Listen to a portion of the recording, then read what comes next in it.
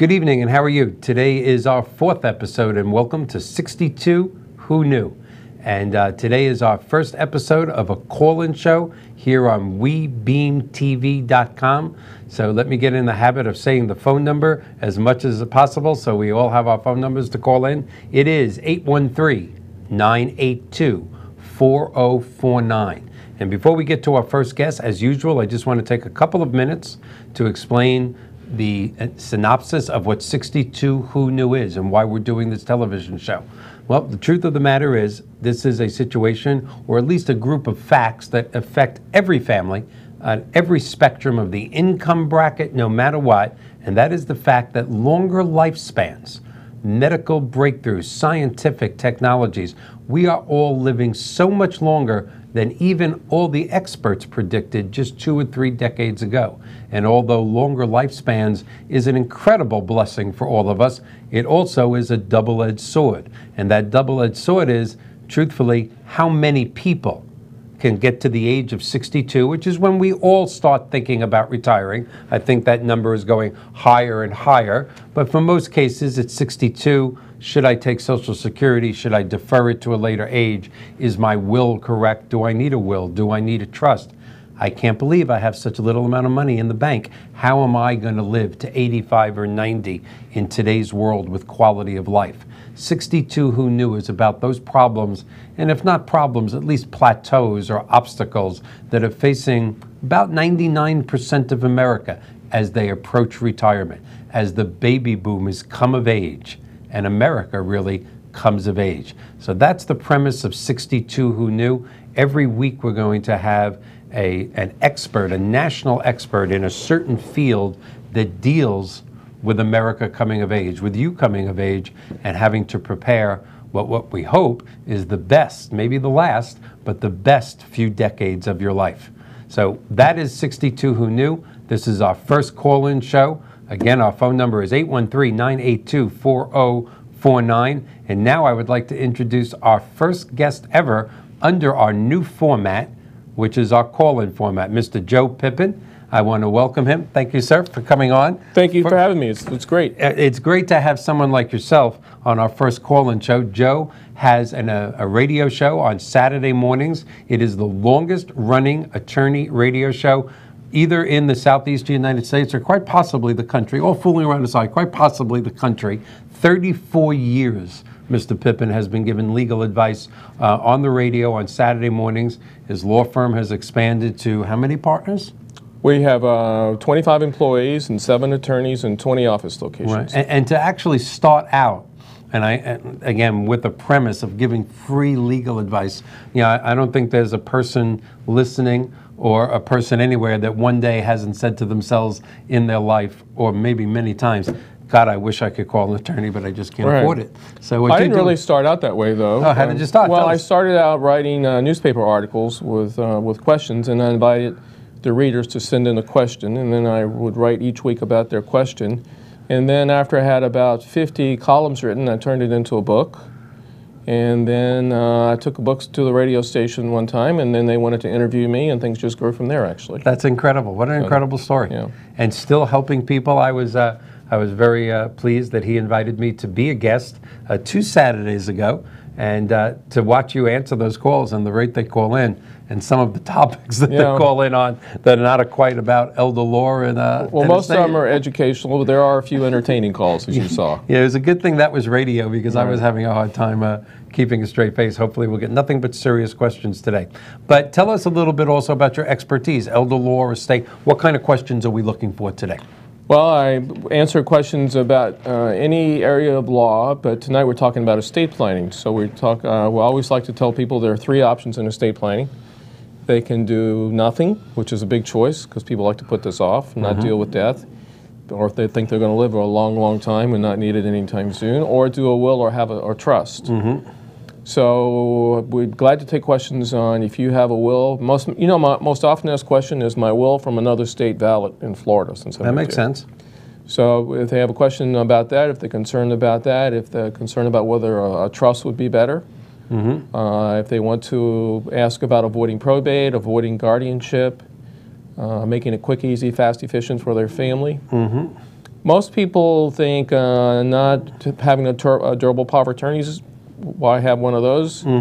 Well, if I ask the question, how many people in the audience watching want to be declared incompetent one day, nobody would raise their hand, but you've got to do something to avoid that. Right. If you would, just for my sake as well, although in my other life as a mortgage person, I deal with durable power of attorneys, but if you said, Michael, give me a legal definition of what it is, I wouldn't be able to do that. Would you tell our audience what is a durable power? Because there are different powers of attorneys, aren't there? Well, durable in Florida means that it's valid even if you become incapacitated, whereas a general power of attorney would not be valid if you became incapacitated.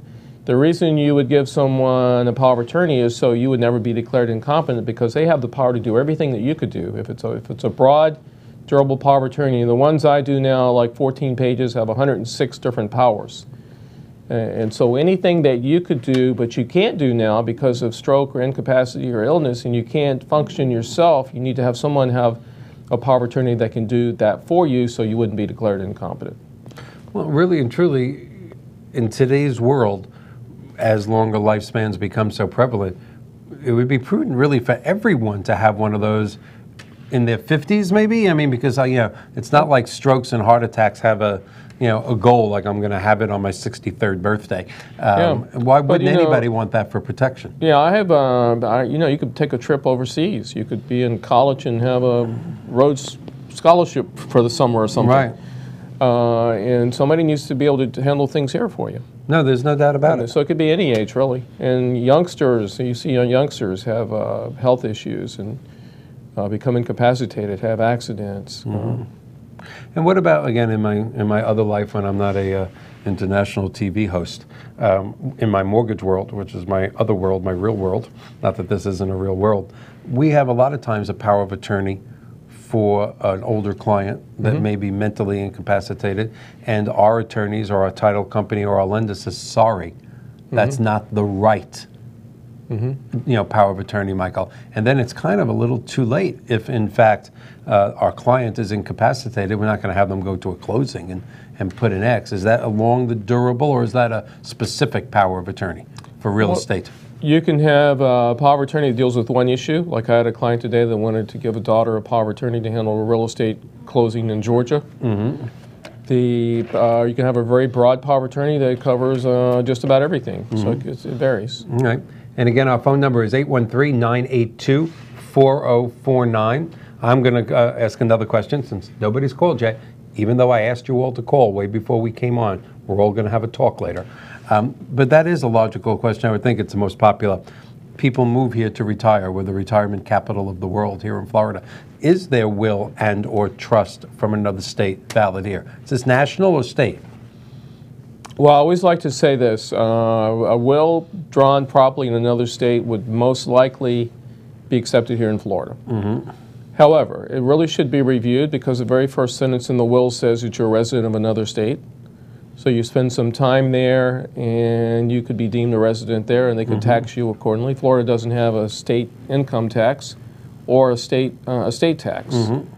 The will may or may not be witnessed or notarized correctly for Florida law. In Florida, if it's witnessed correctly, it's called self-proving. So you never have to find or prove the witnesses. Really? In other states that don't have this special, it has to be, the language has to be, you have to nail the language to make this happen. Joel Tanner. So if they don't have that language, and then the will here, before it be accepted in the probate court, you have to get a commissioner in the other state to sign an affidavit that they actually signed the will as a witness in front of a commissioner of a So there's a right way and a wrong way, for sure. Yeah, so you can cause all kinds of extra time and effort and cost. All right, well, we have our first call. Ms. Joel, you're on with another Joel. Go ahead and ask your question. Keep talking to him. Joel, are you there? Joel, if you're there, ask a question. John, we have a technical difficulty on our first call. You hear him, we don't hear him. Hello. Hello, Joel. Thank you for calling. Do you have a question for Mr. Pippen? Yes, All right, go ahead. I'm here. What's your Can you hear me? question? What is your question? He's not hearing us, John. Hello. Can you hear us, Joel? Yes. All right, I what can is hear your you. question? Okay, my question is, how often should someone update their power of attorney? Oh, good question, because we send out letters to all our clients every 3 or 4 years and suggest they update it. The problem is that I hear you over the computer. But you're not hearing us through this. the answer to your question, though, is that every 3 or 4 years is a good rule of thumb for updating power of attorneys. Financial and medical people tend to make up their own rules, and often after a year or two, sometimes they refuse to accept them. So by my rule is for my clients is we send them a letter every 3 or 4 years and get them to redo their power of attorney so it has a current date on it, so it'll be more likely to be accepted. I see. And are there sometimes laws that change that would cause you to update it also? Yes, not too often. The last big change on power of attorneys in Florida was 2011. So to give you an example, prior to 2011, the power of attorneys I was doing was 3 or 4 pages. And after the new statute went into effect October 1st of 2011, thereafter my power of attorneys are 14 pages and cover a lot of other things, and the language is a little bit different. But if you take a power of attorney drafted before 2011, I tell you most places aren't going to accept it. If you draw it, I think mine is older than 2011, that. there's language in there that they can be held liable if they don't accept it, and by statute, it should be accepted. Okay, I think mine is older than that, so I better update it. All right, great. Well, very good. I'm glad we could help. Thank you for your help. Thank you so much for calling, Joel. I'm going to, while we wait for another call, will versus trust. Going to go to break. Oh, we'll go into break. Hi, my name is Mike Banner, and in addition to being the host of the 62 Who Knew television show, I am also the president of Professional Mortgage Alliance, where our passion is helping seniors entering retirement purchase their dream retirement home without the obligation of a monthly principal and interest payment. Please call me at 727-224-3859 or visit my website at professionalmortgagealliance.com. My name is Ann Rogers, and I'm a real estate agent and broker in Pinellas County and have been for over 24 years. Ann Rogers Relocation Resources provides a full array of services to help you or your loved one transition gracefully to a new residence or adult living community. Our first consultation is free and with no obligation. Please visit our website or call to talk to me directly.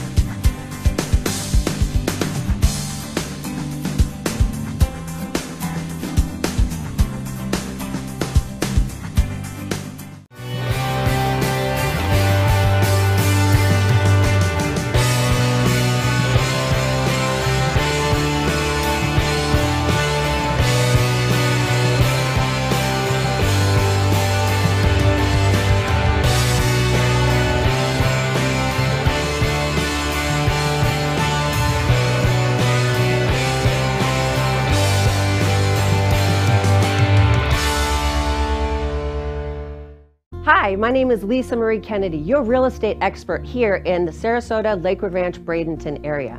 I've spent years developing myself, studying the industry so I can serve you and communicate with you the best way possible in your real estate transaction. My phone number is 941-807-2054, or please visit my website at lisamariekennedy.com.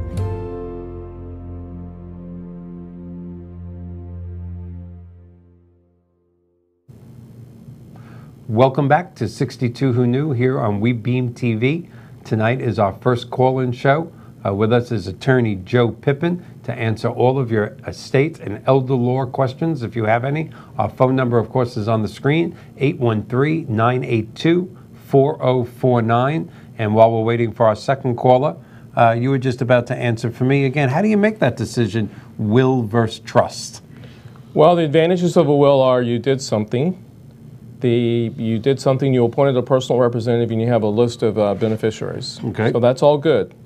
The negative part of a will is that when you die with a will and die with assets just in your name, they're going to go through probate. Mm-hmm. Probate is the only legal process to get assets out of a deceased person's name. So if a person has a home, a bank account, a stock or bond, and die with it just in their name, it's in a deceased person's name, so it has to go through probate. Mm-hmm. By actually choosing a will, you've actually chosen some probate, most likely. Right. And probate is a 3 to 6% fee or more. It costs 3 to 6%. It doesn't plan for guardianship, and it's a public record. So a living trust I like to call a fancy will. Mm-hmm. So the same information I would ask a client to create a trust is the same information I would have asked them to create a will. Generally, who's going to be in charge and how you want the money distributed, with backups in both places. Mm-hmm. The difference is with your living trust is living when you die. Mm-hmm. So the assets inside a living trust are not in a deceased person's name. Mm-hmm. So the successor trustee that you name now has the power given to them by the document and the way it was drafted to come in, take over, pay bills, do taxes, and make the distribution of the assets in the trust with no probate, no court, no legal process really that goes on, except so it's very quick and easy, save a lot of money, save a lot of time, and you have a plan for incapacity because they can take over for your benefit if you became incapacitated. Okay, so did you say a 3 to 6% cost? Yes. All right, so just for example, because again, from my other life, I know that the great majority of people that leave the planet, when they go to leave their children something, there sometimes, in most cases, is not stocks, bonds, annuities. Many times there's a house. So what if somebody leaves their children let's just pick a house, not $1 million, but a $300,000 house, free and clear. They have a will. Now it goes into probate.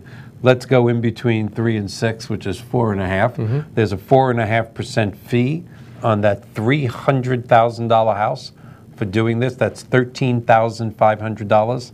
Mom and dad didn't leave any money to the kids. They left a piece of real estate, and the kids have a $13,500 bill from the state, or well, no. Where? I don't get it. Well, there's a recommended 3% statutory fee for the attorney. Mm-hmm. There's a recommended fee for the personal representative, which is also 3. Mm-hmm. Attorneys can vary the way they charge, so you can really negotiate with an attorney on the fee. Some attorneys would charge the full 3% on the value of the home, and others, because it's homestead, could charge less. Right. So it really varies. So I would suggest when somebody considering a will or a trust and they're having a discussion with an attorney, ask the attorney what he would charge for probate. Oh, ask up front. Yeah, ask and see what they say. And don't, the answer, well, not that much, doesn't really, it's not a good answer. So we could tell, we have a minimum fee on a person could have $30,000 and die. Right. We have a minimum fee of $2,500. Right. But we also tell every client, we give every client this poster sheet that I have that has everybody's options. Mm-hmm. This is incredible, by the way. And we allow them to make a choice. So if they choose a living trust and they properly fund it and get their assets in the trust, there's going to be no probate. So what you're explaining now is what I sometimes hear or read about when somebody has actually left an asset, but it's not liquid, but they have to liquidate the asset to pay the probate fees? Often, yes. Yeah, so that's what causes that, because there's always... So again, the logical question, is there any reason to have a will? Shouldn't everyone have a living trust? Well, everyone should at least have a will, but if you want to avoid probate, avoid guardianship, make it quick, easy, fast, and efficient for your family, then you should consider a trust. All right, very cool. You know, Joe Robbie, who owned the Miami Dolphins, when he died, the Miami Dolphins are worth a lot of money. Yeah. And so they had to sell the football team to pay the estate tax. He had a will? He had a will. Well, I'm not sure if he had a will or a trust, but the point was that there was an estate tax. Right. And so they had to sell that team to pay the estate tax. Now, are there ways legally while you're alive, obviously, ethically, to bring down that estate tax? I mean, I know a lot of financial planners refer to that as the death tax. Yeah. Is there ways to cut down on that estate tax before you leave the planet? Well, yeah, now the exemption is $11 million per person. So a married couple can leave $22 million tax-free. I've had 4 lotto winners in my career, and so you can create a foundation, you can do a charitable trust, you can do limited partnerships. There are multiple ways to reduce the estate tax if you have an estate tax problem. Mm-hmm. Okay, let's get back to this $22 million. That number kind of got to me. You have a $22 million exemption. So the first $22 million... A married couple, $11 million each. The first $11 million of each of them is not subject to estate tax? Right. All right, so that, let's face it, that does take care of what, 99% of America? Yeah, big percent now. All right. Now, last year it was $5.4 million. So why the huge raise? And in 2009 it was $3.5 million. And 10 or 15 years before that it was $600,000. A lot of people remember that number. So why the humongous raises? Are there that many more millionaires, and why did I miss this boat? Well, there was a gradual bump up in what you could leave tax-free. 2009 it was 3.5. 2010 it was unlimited. George Steinbrenner died with a $1 billion baseball team in 2010, the night before an all-star game. Right. I think this is his anniversary, right? This Yeah. is before. No estate tax. 2011, Congress had to do something, so right at the end of 2010, they bumped it up from 3.5 to 5 million. And then it went to 5.2, 5.4, and then Trump comes on, and the whole idea was to eliminate. It was to gradually get it up and eliminate the estate tax. Mm-hmm. But now it's 11 million each. Now a lot of people are going to hear this and they're going to say, well, gee, I don't have 11 million. I don't need a trust. That's right. That's really bad thinking, because you might not have an estate tax, but you're still going to have probate. Right. Probate is at least half of that is an attorney fee to handle the assets in a deceased person's name, because the deceased person didn't plan to avoid probate. Exactly. So. All right, but that number just freaks me, 22 million. Yeah. And was that a direct result of that going up with good old George Steinbrenner? No, well, I don't think so. Okay. I think Trump wanted to eliminate, that was one of his campaign goals, was to eliminate the estate tax. Altogether. Yeah.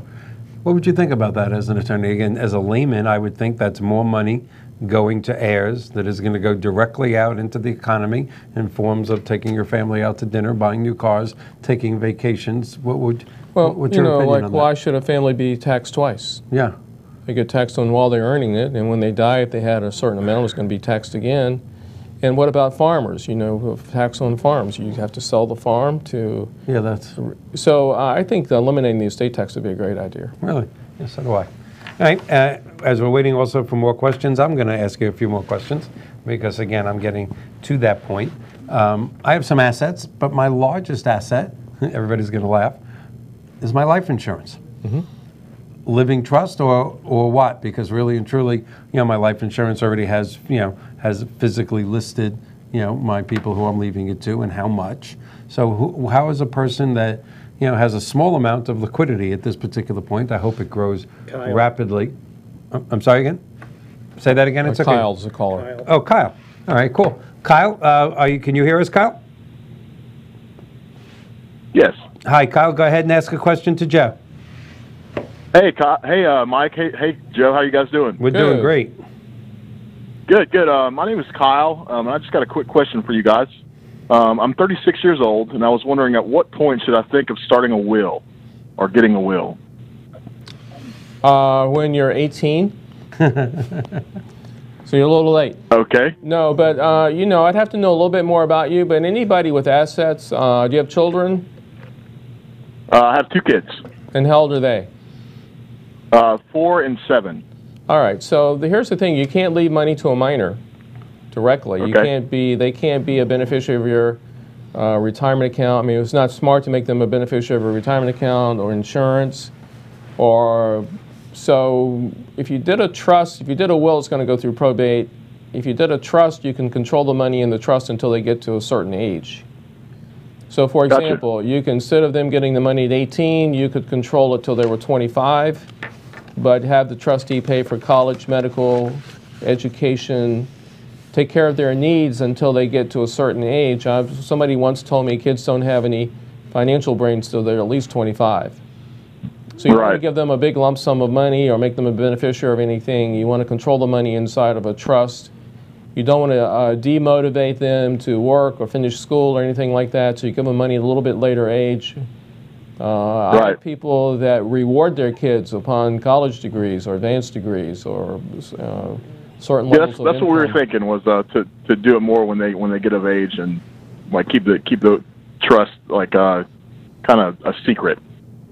Yeah, well, it wouldn't necessarily be a secret, but it would be restrictions. Or not a secret, but just not advertised a whole lot. I had a person come in not too long ago, and they were doing an IRS tax agreement where they were backing their taxes, and they were going to, it was going to take this, for some reason, it was going to take a while before, if they received their money within the next year or so, then the IRS would just wind up with it. So we simply did a trust that the parent did a trust that delayed the distribution for the child for a couple of years, and so by the time they receive it, the IRS would no longer be a problem. Sometimes you have children going through divorces, and the parent doesn't want to give the money to the children, although inheritance is not a marital asset. There are lots of good reasons you can create a trust and create great results for your family. All right, fantastic. Thank you, Kyle, for calling in. Go to break. Oh, all right. We're going to be taking a break in just a few seconds. We actually have a couple more calls holding, which I'm very happy to say. And I still have more questions about my own All right. personal Well, life. we didn't answer your insurance question. I know. We'll come back to that. We'll come back to that in just a few seconds. Hi, my name is Mike Banner, and in addition to being the host of the 62 Who Knew television show, I am also the president of Professional Mortgage Alliance, where our passion is helping seniors entering retirement purchase their dream retirement home without the obligation of a monthly principal and interest payment. Please call me at 727-224-3859 or visit my website at professionalmortgagealliance.com. My name is Ann Rogers, and I'm a real estate agent and broker in Pinellas County and have been for over 24 years. Ann Rogers Relocation Resources provides a full array of services to help you or your loved one transition gracefully to a new residence or adult living community. Our first consultation is free and with no obligation. Please visit our website or call to talk to me directly.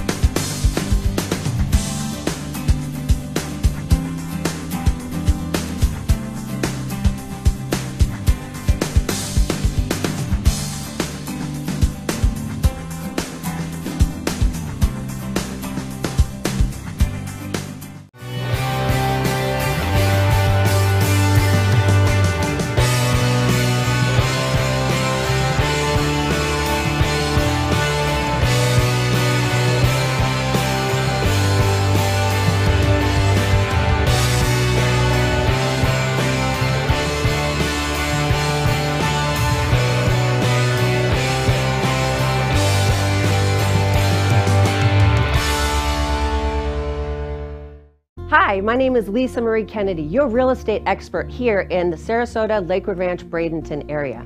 I spent years developing myself, studying the industry so I can serve you and communicate with you the best way possible in your real estate transaction. My phone number is 941-807-2054, or please visit my website at lisamariekennedy.com.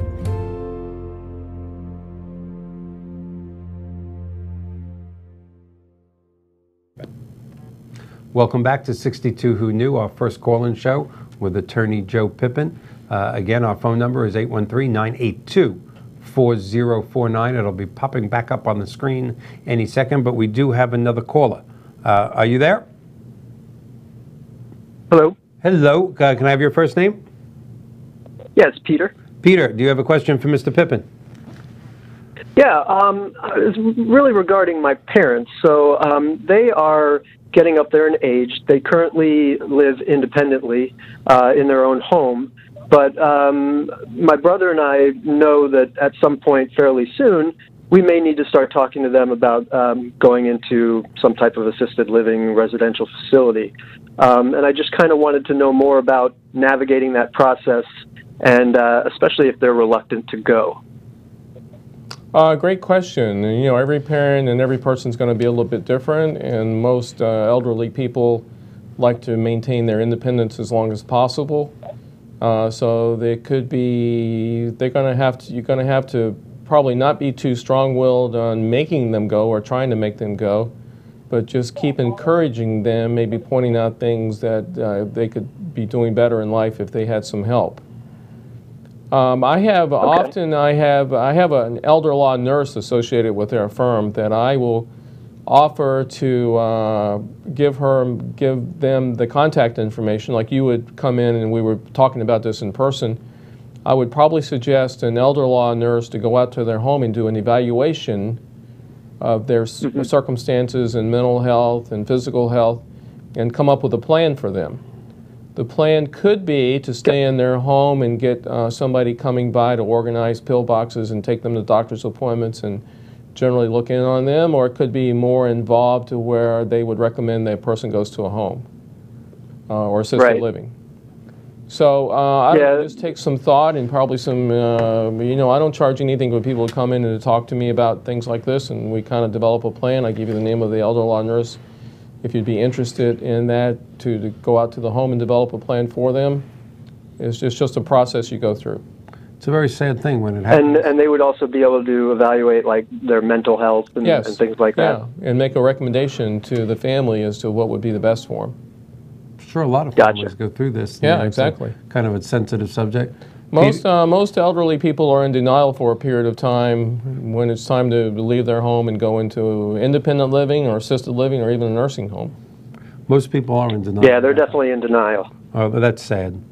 Well, thank you for calling, Peter, though. That's a very rough and emotional question. Thank you very much. Thank you. All right, so let me answer your question about insurance, what to do with an insurance policy. As you know, insurance has a named beneficiary, so if you're happy with the beneficiaries getting their money outright, then it's nothing wrong with just making them the beneficiary and then the policy go that way. A lot of people, though, don't really want their beneficiaries to get a large sum of money, even a death benefit of an insurance, all outright. So if it came into a trust, you could control it. You could have a 5-year plan of distribution. You could have a 10-year plan. Sometimes you have children that have evil in-laws, I call them, that would, want to get their hands on the money themselves, just help them spend it too quickly. Sometimes you have children that are minors, so can't leave. So they should come into a trust and be controlled to a later age. I have 3 grandchildren that are 12, 5, and 8 months. Right. So that's why I should have a trust. Exactly. So can we place that in this may be a financial planner question, but I know you would have to direct it. Let's say they do get X amount of hundreds of thousands at 8 months old, or at 5 years, or 12 years, or tens of thousands. Can that be placed into some sort of financial vehicle that it continues to grow? Oh yeah, the trustee determines that, of what the vehicle would be. Okay, so you got to trust your trustee. Some people have children with addictions, so you don't give, what's the worst thing to do is give them a large money, just enable their addiction. So you give them money over a period of time, and then you put random and mandatory testing involved to determine the addiction. You have children on government benefits. You give them a death benefit on life insurance. They're going to lose all of their government benefits. They're going to blow through all their money, then have to go back on government benefits. So there are lots of really creative ways where a trust is just an excellent way to control the money, to take care of, you can control or be helpful with addictions. You may motivate them not to do whatever they're doing on their addiction. You can not give it to minors and control it for their care up until a certain age. So there are a lot of really good planning opportunities to do the very best you can for your family instead of doing harmful things like giving them an outright distribution sometimes. Absolutely. And, there really is no reason, I guess, once even before you're married, but to me, or for me personally, adult life really started when the first child was born. That's when adult life to me started. Once you have children, they're really, and if you have life insurance, and I'm not selling you insurance here, I promise, but everybody should have life insurance if they have children. I mean, they just should for moral and ethical reasons that we'll talk about when we have a life insurance person here on the show. But once you have that children and anything to give them, you really should have that trust. Well, absolutely. It's really going to be a time saver, a money saver, and better for the person themselves, particularly if they became incapacitated before death. Mm-hmm. Now, there's not, we've been talking about a living trust, but again, while we're waiting for another call, in my financial world, I've seen the revocable trust, the irrevocable trust, the life trust, the living trust. How many trusts are there, and are there just small differences between them, or does the size of your estate or your family, what says what you want? Well, every family situation is unique, and you can tag a trust with almost any name you want to tag it with. Let's say the main question here is what's the difference between a living revocable trust and an irrevocable trust, and when you would do one or the other. 99% of my clients do revocable trust. That's a trust where you own it, you control it, you do whatever you want to with your own money, no restrictions. When you die, the trust becomes irrevocable. But prior to that, you and the trust are the same entity, the same tax return, the same tax number. Why would you do an irrevocable trust? Well, it used to be people would try to make themselves poor by doing an irrevocable trust because they don't own the assets, the trust owns them. Then they could qualify for Medicaid. But Medicaid got smart and they created a 5-year look-back period. So if you did that, you could be disqualified up to 5 years and not qualify for benefits. So you can't just create a trust and declare yourself poor one day. Right, and then go for Medicaid. And then go for Medicaid. Some people do irrevocable trust for a charitable purpose and tax write-offs. I had a person, they come in and they wanted to do an educational trust, but they themselves had maybe family law issues. And then we talked about 529 plans and whether they could create an educational trust themselves. And the concern was that if they created a 529 plan or just had a straight educational trust and they had the right to pull the money back, that it could be considered a marital asset. And they wanted to do something that could not be touched by, if they did go through a divorce proceeding, they didn't want to have the right to pull it back, so probably create an irrevocable educational trust. Oh my God, an irrevocable educational trust. Right, so they put money in, it can't be taken back, it would be a separate entity with its own tax return. But if I ask anybody out there have a perfect family, well, the answer is no, right? That's for sure. Nobody has a perfect family. So there are multiple opportunities you have to do great things for your family, not harmful things in the estate plan. And I've done over like 50,000 estate plans, so it's not too much I haven't heard of or don't have an answer for on how we can help your family instead of giving them an outright distribution sometimes. Does an heir, I'm going back now to a couple of questions that I heard listening on your radio show a couple of weeks ago. There's a will or a trust, but a proper instrument that's done correctly, and it favors one heir, one child towards another. And then of course the one that wasn't favored is suddenly, no, mom and dad and I made up, or dad and I made up, and even though he meant to change the will, and why aren't I getting this? Do they really have? I mean, the only person that can confirm that is dead. Is that person that's always complaining, because I've seen that in my own family, with actually a couple of cousins. I mean, in reality, no, dad meant to do this, but dad didn't, so he's gone. Now what? I had a case like that today, actually. So the 4 corners of the document control. So the question is, the 4 corners of the document control. So if they leave everything to one child in those 4 corners of the document, is there a way to overcome that? So there are 2 common ways. One is to prove the person was incompetent when they did the document. 2 would be to prove undue influence. Undue influence. Yeah. Oh, okay. So if the one that was favored, for example, brought the parent to the attorney's office, and then the other one that was left out would say, well, look, you unduly influenced them to do that. And did you take the parents to the attorney's office? Were you sitting there? Did you talk about this on the way there? I mean, they asked 50 questions to make you look bad, to prove their undue influence case, and they win a lot of those. Really? Yeah. So my advice is when somebody brings a parent in to do documents that favor them, I say, look, here's a big chance this to be contested. Good chance you're going to lose. If you want to sleep at night, and I sleep better at night when I give a client, I'd rather you walk away without me taking a fee, and then the parent come back on their own with no interested party present, and then you have a much safer and better chance of it working. Yeah. So. Life has gotten so complicated in our world today. I would also think that, again, in my parents' day, and it seems like my parents, my aunts and uncles all married 50, 55, 58 years. None of us, younger generation, made it that long. But in today's world, you have older people in their second and third marriages. So suddenly it's, in many cases, my children, your children, and our children. But in older people, it could just be your children and my children. And you have that value. You have those annuities and money markets and stocks and bonds. I have mine over here. Really and truly, they really have to update their wills / trusts. Well, you can update your documents, but still not have a premarital agreement, and your spouse has certain rights. Does your marital rights outweigh, supersede your trust? Yes. So two people get married. It's their second marriage later in life, or their third marriage. Marriage is a very serious thing. It only happens 2 or 3 times a lifetime, so you have to take it very seriously. Well, I'm still in my first marriage. You are? Yes. Congratulations. That's very good. Thank you. Very good. How long are you married? Next year will be 50 years, actually. Well, then double congratulations. All right, that really is incredible. And even better than that, my parents have been married 73 years. Are your parents still with us? They're 94, 93, got married when they were 20. That's incredible. So, 54 years, you said 50 years it'll be for me. 50 years, that's 73 for my parents. That's 50 years is 6.5 times both of my marriages. That's how well you're doing in comparison. But again, so you have your 2 estates.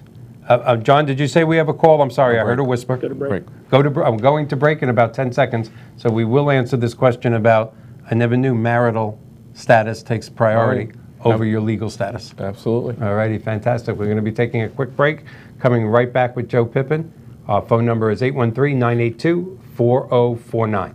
Hi, my name is Mike Banner, and in addition to being the host of the 62 Who Knew television show, I am also the president of Professional Mortgage Alliance, where our passion is helping seniors entering retirement purchase their dream retirement home without the obligation of a monthly principal and interest payment. Please call me at 727-224-3859 or visit my website at professionalmortgagealliance.com. My name is Ann Rogers, and I'm a real estate agent and broker in Pinellas County and have been for over 24 years. Ann Rogers Relocation Resources provides a full array of services to help you or your loved one transition gracefully to a new residence or adult living community. Our first consultation is free and with no obligation. Please visit our website or call to talk to me directly.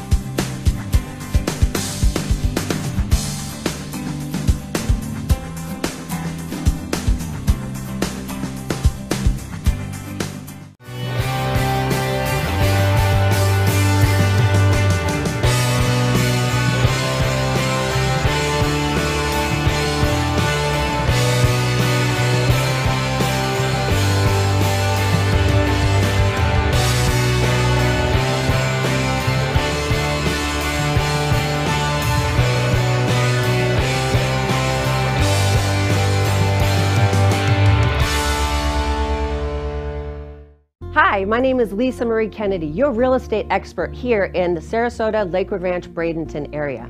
I spent years developing myself, studying the industry so I can serve you and communicate with you the best way possible in your real estate transaction. My phone number is 941-807-2054, or please visit my website at lisamariekennedy.com.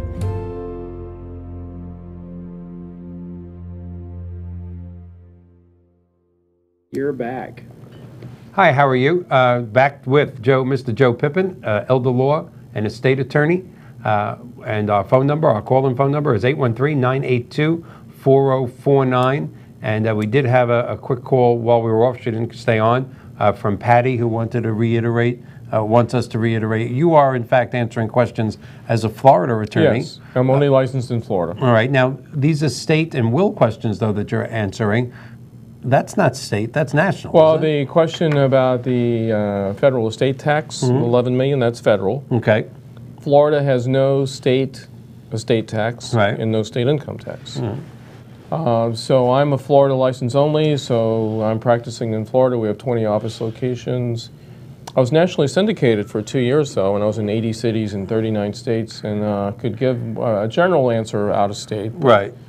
But really prefer just to answer Florida questions. Absolutely. If you ask me an out-of-state question, I'll give you a Florida answer and tell you it's a Florida answer, but it's probably similar to your state. Yeah, no, absolutely. And the advice that you're giving, will versus trust, living will, I would assume that's in every state, just not state-specific on the estate taxes and the structure. Yeah, there are some states that have larger probate fees than other states, though. Oh, really? How does That's Florida? not uniform. How does Florida rank? Do you know? I would say Florida's pretty high.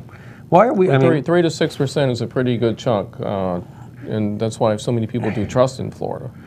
it's amazing as being the #1 state for retirees in the country. Our closing, and now I know it, we don't have certain things that make this state great, and it is a great state to live. But we also have some of the highest closing costs on mortgages in the United States of America. We have high probate. You would think, as the retirement capital of the world, that you would think differently. Also, that's just a surprise to me. All right. So another question that we were just starting to talk about, and again, I didn't know this. Why would I? I'm not an attorney. That your marital status supersedes the will/trust or whatever vehicle you're using when you go in for that second marriage later in life, where the kids go, no, Dad's got $1 million. That's all mine. But the new wife has rights. We know it used to be that the spousal elective share was only good against the probate estate. Okay. So then, a lot of married couples, or at least one of them, were doing living trusts to avoid probate, so the elective share wouldn't come in. So the legislature eventually said, no, it's about all of the assets. So it's if you could have them in a trust or retirement accounts or death benefits on life insurance, and all of those things are countable assets. Your spouse has an automatic spousal share to either live in the home for life with a life estate, or to sell the home and take half the proceeds and get 30% against everything else. So you could have all of your accounts paid on death to one of your children. Right. Think they're going to get it. Your spouse could take 30% of it, though. Really? Could pull it back in. So yeah, spousal right, that's why people should do pre- and post-marital agreements. So say somebody's watching us and they say, oh my gosh, I didn't know that. Well, if you still can agree on things, you can do a post-marital agreement. Right. But if you're getting married, think about a premarital. It's easier to do a premarital than wait and get married and then have disagreements. I would think it's more agreeable pre. Yeah, exactly. Everybody still loves each other. Yeah, but a spousal right trumps the trust. Right. No play on words there with Right, trumping the trust. right. All right, so I never knew that. Okay. Now let's again, the marital rights trumping the trust. It really does get involved because I know when I write mortgages, it's almost terrible. It's almost a mark on society. But how many people have 2 divorces in their past? I am one of those. No fooling around aside. It's not the greatest thing in the world. It just is what it is. And they are entering their 3rd marriage. That's going to be, even if you're not a millionaire, that's going to be somewhat of a complicated living trust, because I had children with my first marriage. She had children with her first marriage. Our second marriage, we both had children, but then we had another one. And now, of course, we're older and there's no children the 3rd time around. But they really do need to sit down with an attorney if they're going to direct those assets to the proper children from the proper marriages? Well, either pre or post-marital agreement and separate trust if you have separate assets. Separate trust if you have separate assets. So a person can have more than one trust? Yes. Yeah, so for example, let's say you're in your second or third marriage and you own the home joint, but you want to make provisions for how the home would be split up upon the second death. Mm-hmm. So you could have a joint trust for the joint home, the joint checking account, and then have a distribution of 50% to each side on that, the joint assets. Right. And then the assets you've kept separate that you want to go to your children, you can leave those just outright to the children. Mm-hmm. If you wanted to leave a spouse, you know, you had 3 children and you wanted to do 25% to the spouse and 25% to the tree, you can do whatever you want to do, basically, Really? if you have a premarital agreement. Now, are these sub-trusts of the first trust all together, or are they literally, for lack of better terms, marriage number 1 trust, marriage number 2 trust? Are they totally separate vehicles, or are they connected to each other? No, they can be all one trust. Okay. Because you'd have the same assets. Right. So you can do whatever you want to with the distribution in one trust. Okay. Dealing with children in multiple marriages. Yeah, I see that. That's, you know, it's funny, 20 years ago, we wouldn't have been asking these questions. 30 years ago, we wouldn't, but now it's now what about people that are living with each other? Again, in my mortgage world, in my reverse mortgage world, we are seeing a trend. Well, I think the country is seeing a trend of seniors actually living with each other because of certain benefits of Social Security from a death of an earlier spouse or possibly a pension that stops at death. You know, the seniors that are actually not getting married, just living with each other. If they are living with each other, in Florida, there's no common law marriage. Okay. So there's no right to assets based on living together. Even after a certain period of time? Nope.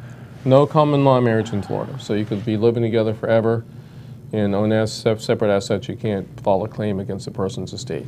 I got it. Now I'm getting really curious. If you're living with each other, I didn't know there was no common law. I thought actually there was a 7-year, that's it. Okay. There might be in some states, but not Florida. Not Florida. What if you're living with each other, you file joint tax returns, I've seen this, and you both file homestead? I've been told that that house, regardless if I owned it before I married you, we filed together, we homesteaded, you now own that house with me. Even though your name's not on the title. No, that's not true. Every mortgage lender that has told me that, I hope you're listening, lawyers saying, you're wrong. That's amazing to hear that's not true, because every Fannie Mae and Freddie Mac, and I hope I'm not misquoting, but at least lenders that I've been using for 20 years have said, no, if they filed together and they homesteaded the house. Well, you can't homestead the house unless you're an owner, though. Right. Well, one of them's the owner, but they're doing joint tax returns, and they're not married. Joint tax returns are a federal IRS issue, not an ownership issue. Yeah. So I On the wonder. home. All right, I'm going to have to look into my lenders because I actually run across that on a monthly basis. Again, people living with each other.